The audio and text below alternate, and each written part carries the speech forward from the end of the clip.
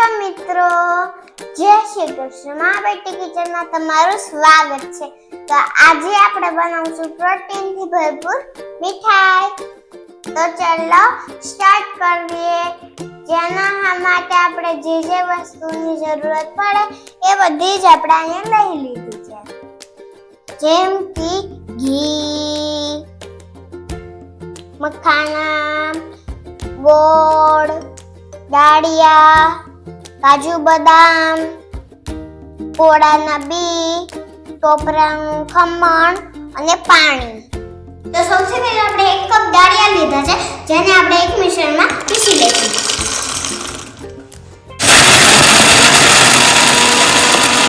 આવી રીતનું થઈ જાય ત્યાં સુધી આપણે આને પીસવાનું છે. હવે આપણે અડધો વાળો મખાનાને પણ આવી રીતે પીસી લેશું.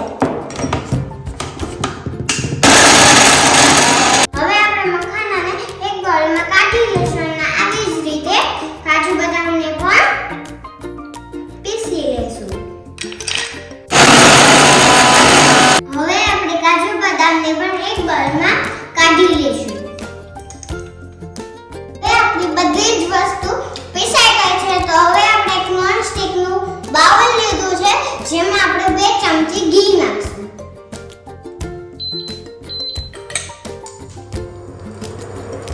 હવે આપણે જે પણ પાવડર બનાવ્યો છે એ આમાં નાખતા જઈશું, જેમ કે દાળિયાનો પાવડર, મખાનાનો પાવડર અને કાજુ બદામનો પાવડર. હવે આપણે આને 2 થી 3 મિનિટ સુધી શેકાવા દઈશું. તો હવે આ એકદમથી શેકાઈ ગયું છે. તો હવે આપણે સાઈડ ઉપર રાખી દઈશું આને. આપણે એક બીજું બાઉલ લીધું છે, જેમાં આપણે નાખશું 3 ચમચી ગોળ.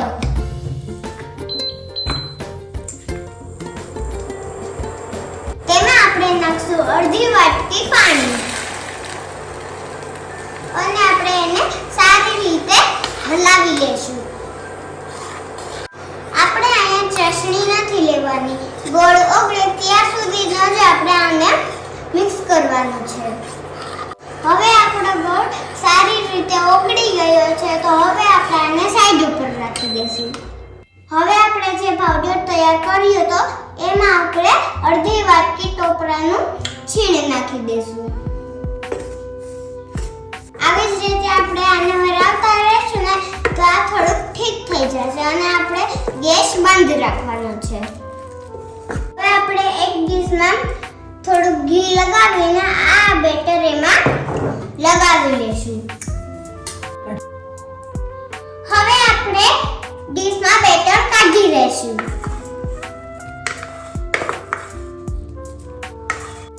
કંઈક આવી રીતે આપણે આને ફેલાવી લેવાનું છે. કંઈક આવી રીતે આપણે લાડવાનો શેપ આપી દઈશું. તમે જોઈ શકો છો હવે આપણે લાડવાનો શેપ આપી દીધો છે. તો હવે આપણે આની ઉપર કોળાના બી લગાવી દઈશું. આવી રીતે. તો લાડવા તૈયાર થઈ ગયા છે. તો હવે આપણે એક બાઉલમાં કાઢી લઈશું.